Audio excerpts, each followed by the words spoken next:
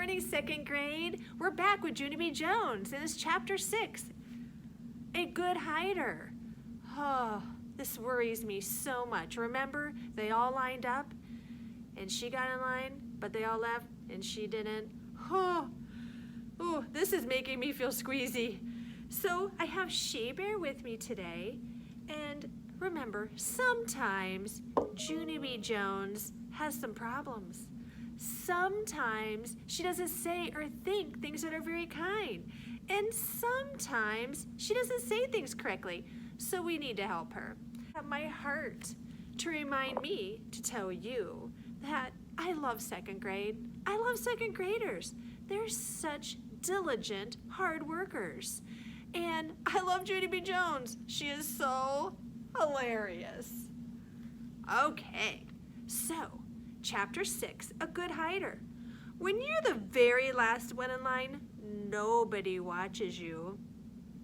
That's how come nobody saw me when I ducked behind the teacher's desk and hid. I'm a good hider. One time at Grandma Miller's house, I hid under the kitchen sink. Then I made a growly sound and sprung out at her. I'm not allowed to do that anymore.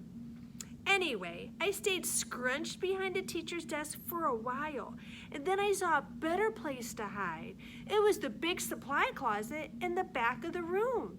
And so I ran back there very fast, and I squeezed into the bottom shelf. I squeezed right on top of the construction paper.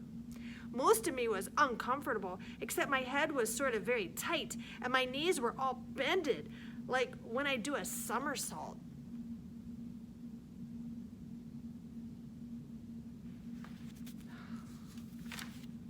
Then I pulled the door mostly closed. Don't shut it all the way though, and I mean it, I said right out loud. I stayed real quiet for lots of minutes. Then I heard noises in the hall, and some feet came running into the room. Big people's feet. I think, what happened?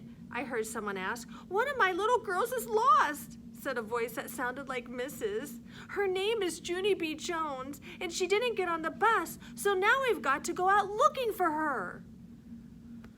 Then I heard some keys jingle, and the feet went running out again, and then the door shut. I still didn't come out of the closet, though. When you're a good hider, you can't come out for a very, very long time. I just stayed there all bended up, and I told myself a story. Not an out loud story. I just told it inside my head. It was called The Little Hiding Girl. I made it up, and this is how it went.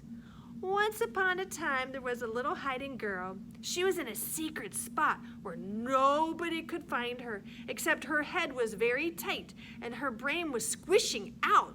But she still couldn't come out of her spot, or a smelly yellow monster would get her. And also some meanies with chocolate milk. The end. After that, I rested my eyes. Resting your eyes is what my grandpa does when he watches TV after dinner. Then he snores and Grandma Miller says, "Go to bed, Frank." It's not the same thing as a nap, though, because naps are for babies, that's why. And anyway, I didn't snore. I just did a little drool. Then, finally, when my eyes were done resting, they woke up. And so I came out of the closet and ran right to the window. And guess what? There weren't any cars in the parking lot and no stupid smelly bus either. Whew! That's a relief, I said. A relief is when your stomach doesn't feel squeezy anymore. After that, I went back to the closet, because while I was hiding, I sniffed the smell of clay. That's why, and clay is my very favorite thing in the whole wide world. Wait a minute, I thought books were. Hey, I see it up there, I said. The clay was on the middle shelf. I stood on a chair to get it. It was blue and stiff, and so I had to roll it on the floor to make it soft and warm. Then I rolled it into a big blue orange. It was very beautiful, except it had some dirt and hair on it. After I was done, I went to the front of the room and sat down in my teacher's big chair. I like teachers' desks very much. The drawers are so big I could fit in one, I think. I opened up the top one. There were happy face stickers and rubber bands and also gold stars, which I love a very lot. I stuck one on my forehead.